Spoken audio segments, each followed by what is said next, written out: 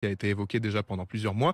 Et il y a surtout des sujets qui sont, disons-le, humiliants, qui entrave directement la souveraineté ukrainienne, à savoir le fait que la Russie veut imposer le russe comme deuxième langue officielle en Ukraine. Et deuxième chose, elle veut rétablir l'existence de l'église orthodoxe russe en Ukraine, alors qu'on le sait ici, il y a eu déjà plusieurs enquêtes et ça a été montré à de nombreuses reprises en territoire occupé. L'église orthodoxe russe est une officine en réalité du Kremlin. Donc ici, c'est quelque chose de tout à fait inacceptable, pour ne mentionner que ces conditions-là qui sont absolument des lignes rouges pour les Ukrainiens et pour le gouvernement ukrainien. Donc il n'y a aucune chance, en tout cas d'un point de vue ukrainien, que Zelensky accepte ce genre de conditions, que ce soit un lundi, que cela soit dans quelques jours. Ici, on a l'impression que la Russie propose des conditions qui sont évidemment inacceptables pour montrer que soi-disant la Russie est dans une position de dialogue, alors qu'en réalité, elle ne propose rien d'acceptable pour l'Ukraine. Donc la seule conclusion, c'est que la guerre va continuer. Et justement, Cyril, qu'espèrent les Ukrainiens de cette rencontre demain? La dernière fois que Volodymyr Zelensky et Donald Trump se sont rencontrés, ça ne s'est pas vraiment bien passé. Ça s'est très mal même passé. Effectivement, la dernière rencontre date de la fin du mois de février. On se souvient tous de ces scènes qui étaient très difficiles, et évidemment très difficiles pour le président ukrainien et pour le peuple ukrainien. Là, il y a quelques espoirs, surtout par rapport au fait qu'il y ait des partenaires européens qui puissent rejoindre donc Volodymyr Zelensky pendant cette rencontre. Cela pourrait justement mettre en confiance le président ukrainien. Cela pourrait permettre aussi aux Américains de faire attention avec leurs propos et avec leurs pressions face aux caméras internationales. Mais les Ukrainiens espèrent surtout que Zelensky aura la possibilité peut-être de nouer un véritable dialogue avec les Américains, qu'il aura la possibilité avec les partenaires européens d'expliquer aux Américains pourquoi une telle proposition russe est absolument inacceptable, pourquoi l'Ukraine ne pourra pas signer un tel accord et pourquoi il ne faut pas mettre la pression sur l'Ukraine, mais bien sur la Russie. Parce que aujourd'hui, c'est l'impression que donne en tout cas Donald Trump et Vladimir Poutine. L'impression que ont les gens ici en Ukraine, c'est que Donald Trump veut surtout mettre la pression sur les Ukrainiens et non pas sur les Russes. Or, ce sont les Russes qui proposent des conditions qui sont inacceptables et ce sont les Russes qui continuent la guerre et qui rejettent d'ailleurs un cessez-le-feu. Cyril Amorski, envoyé spécial de BFM TV depuis Kiev en Ukraine. Sur ce plateau, nous a rejoint Masha Kondakova. Vous, en tant qu'Ukrainienne, on parle de concessions territoriales. C'est inenvisageable pour vous aujourd'hui? Ça fait très mal. Est-ce qu'on a le moyen militaire pour reconquérir ce territoire aujourd'hui?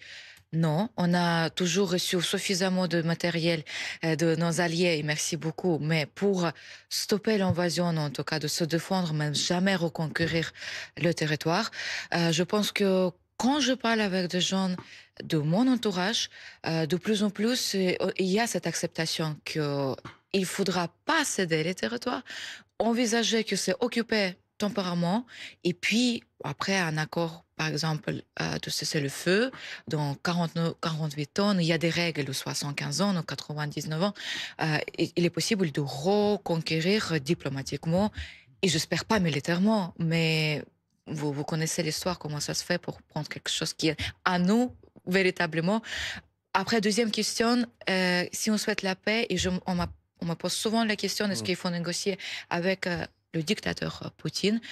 Ben, si on veut défendre nos intérêts, oui, bien sûr, il faut négocier, parce que vous voyez ce que s'est passé quand il y a tous les deux puissances nucléaires se retrouvent tête à tête. Et M. Trump, c'est le président le plus favorable pour Poutine aujourd'hui pour faire traiter ou obtenir ce que veut le Kremlin.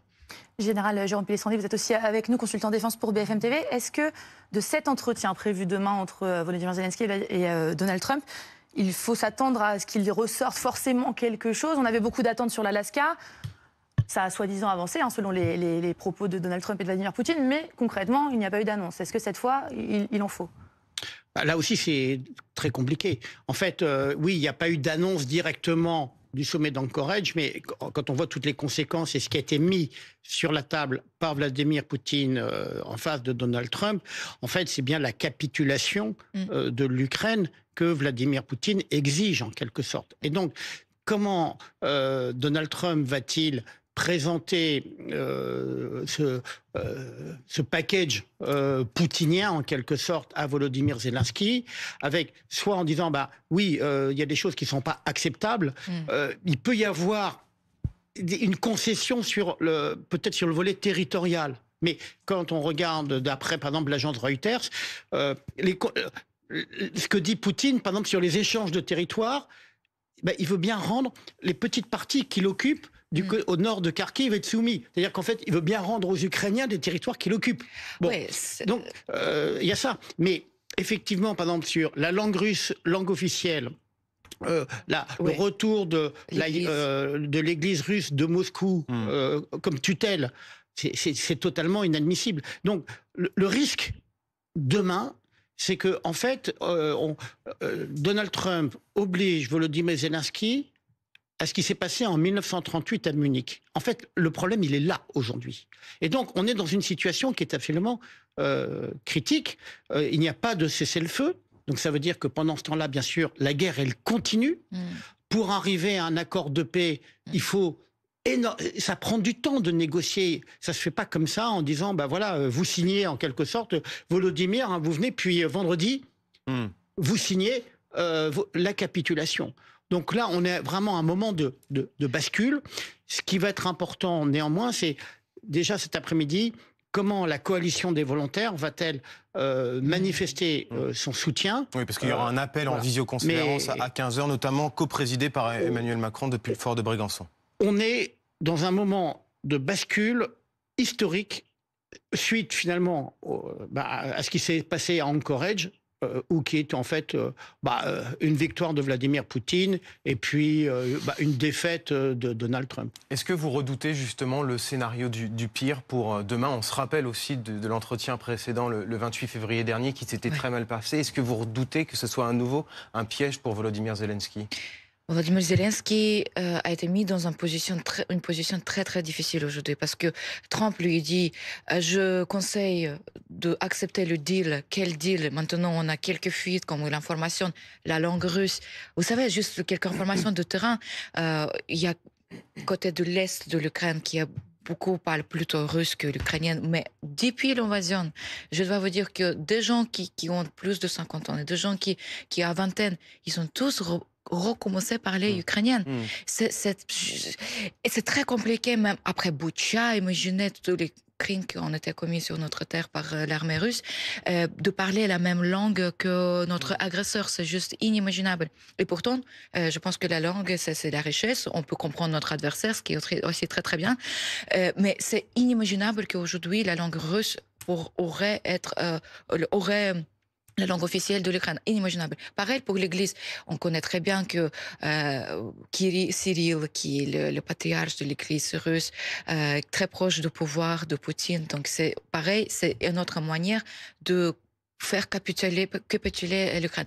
Non, j'ai l'espoir qu'au contraire, cette fois-ci, l'arrivée de Zelensky au bureau aval va être productive.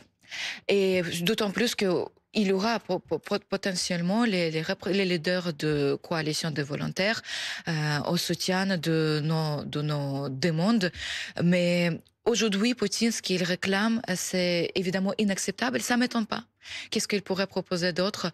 Par contre, il y a un article à Wall Street Journal qui envisageait 12 scénarios possibles.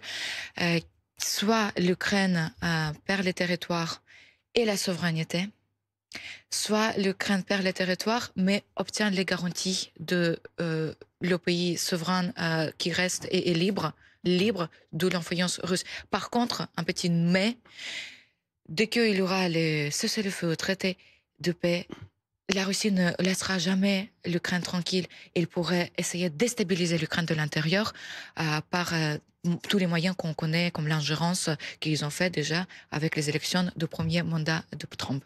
Ça, c'est une inquiétude qu'on entend beaucoup du côté ukrainien. Volodymyr Zelensky s'est exprimé cette nuit sur ses réseaux sociaux, évoquant le refus de la Russie d'accepter un cessez-le-feu, remettant en avant que la Russie n'est pas dans une position de paix. Général, dans ce cas-là, qu'est-ce qu'il vient chercher, justement, Volodymyr Zelensky, lorsqu'il il annonce se rendre à Washington? S'il sait que la proposition ne sera pas acceptable, qu'est-ce qu'il vient chercher? En plus, venir en présentiel, comme ça, alors que ça s'est mal passé la dernière fois, il y a un symbole aussi, quand même.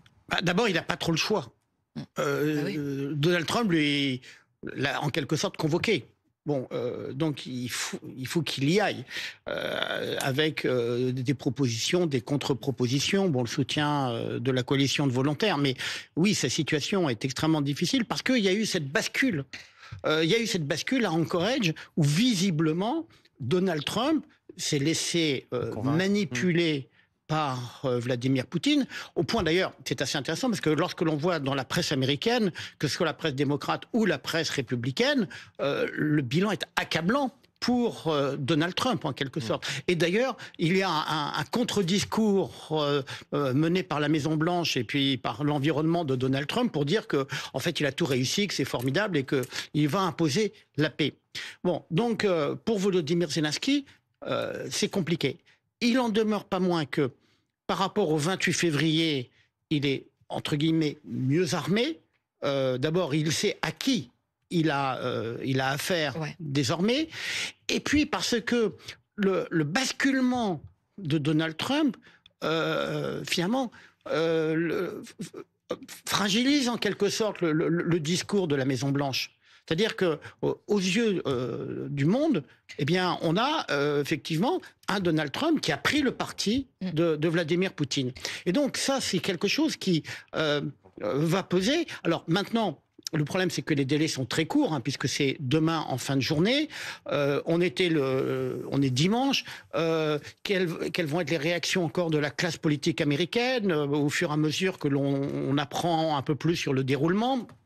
Donc tous ces éléments-là vont peser. Mais une chose est sûre, c'est qu'il y a une vraie bascule, pas seulement pour l'Ukraine, mais pour la sécurité en Europe, puisque Vladimir Poutine, durant les 3 heures d'entretien, a remis en cause également l'architecture de sécurité en Europe. Donc on est dans une épreuve de force qui est très compliquée et pour lequel, pour le moment, on n'a pas encore toutes les cartes pour savoir qu'est-ce qui va sortir et de la rencontre de demain et puis des jours et des semaines qui vont suivre. Il y a par contre qu'une seule certitude, c'est que la guerre, elle continue sur le terrain puisqu'il n'y a pas de cessez-le-feu. Voilà. Pour comprendre ce qui va se passer, je vous donne la parole dans un instant, pour comprendre ce qui va se passer demain, il faut aussi remonter le temps et retourner justement au 28 février dernier dans le bureau ovale, cet échange presque lunaire entre Donald Trump et Volodymyr Zelensky qui avait été vécu comme une humiliation d'ailleurs par la population ukrainienne sur place, dans tout le pays d'ailleurs. Écoutez, c'est vrai que c'était parfois très violent. Vous n'êtes pas en bonne posture. Vous n'avez pas les cartes en main en ce moment. Avec nous, vous commencez à les avoir. Je ne joue pas aux cartes. Si, vous jouez aux cartes. Vous jouez aux cartes. Vous jouez avec les vies de millions de personnes. Vous jouez avec la 3e